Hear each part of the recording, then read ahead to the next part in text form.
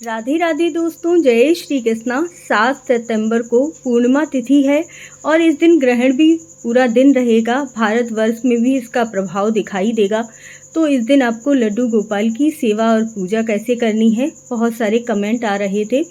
तो ग्रहण का असर और सूतक काल का असर भारत में भी रहेगा।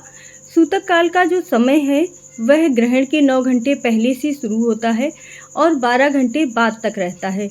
तो आपको लड्डू गोपाल की सेवा पूजा कैसे करनी है और पूर्णमासी तिथि के नियम कैसे करने हैं। रात्रि में 9:58 से लेकर 1:30 तक ग्रहण का समय रहेगा। तो इसीलिए सुबह के समय आपको 11:30 बजे से 11:45 तक लड्डू गोपाल की पूजा, भोग आदि सारी सेवा कर लेनी है। उसके बाद आपको एक लोटे में तुलसी दल डालकर जल भर के और एक छोटे से टिफ़िन में बंद करके थोड़ा सा कुछ भी मिश्री या कुछ भोग ज़रूर रख देना है और लड्डू गोपाल को सुला देना है, क्योंकि उसके बाद आपको अपने मंदिर के कपाट बंद कर देने हैं। पर्दा हो तो पर्दा लगा दीजिएगा, नहीं तो किसी साफ़ कपड़े से अपने मंदिर को ढक दीजिएगा। आपने देखा होगा बड़े बड़े मंदिरों में भी ऐसा ही किया जाता है। जिस समय ग्रहण पड़ता है, चाहे सूर्य ग्रहण हो या चंद्र ग्रहण हो, कोई भी पूजा आदि नहीं की जाती है। इसीलिए आपको मंत्रों का जाप लगातार करना है, लेकिन माला का प्रयोग या घंटी आदि का प्रयोग आपको बिल्कुल भी नहीं करना है।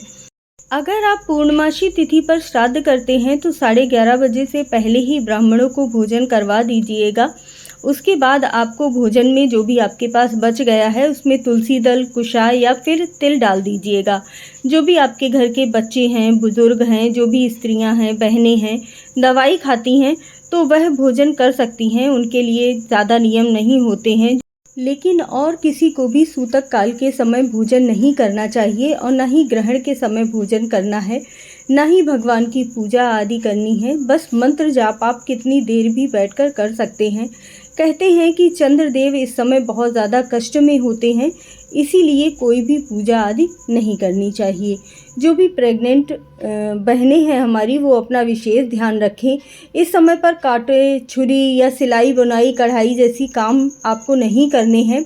कहीं घर से बाहर नहीं जाना है। बच्चों को भी इस समय घर से बाहर नहीं जाना चाहिए और अपना विशेष ध्यान रखना चाहिए। जो भी बिजनेस आदि करते हैं पुरुष हैं, वह अपने बिजनेस से जल्दी ही वापस आ जाएं, उस दिन तो ज़्यादा अच्छा है।